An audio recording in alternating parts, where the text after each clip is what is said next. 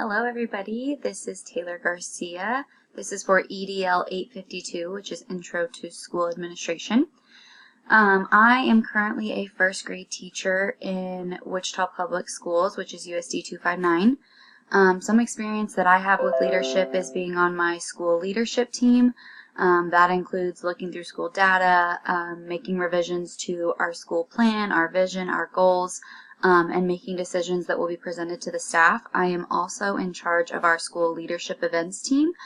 We are a Leader in Me school, so we have a lot of extra things going on at school frequently, and I am in charge of all of those big events. One reason I want to be a school administrator is because of the experience that I'm currently in.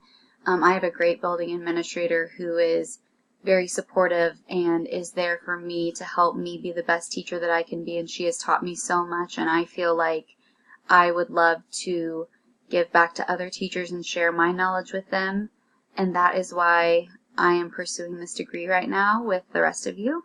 And I really look forward to getting to know everyone and getting to learn more about school administration.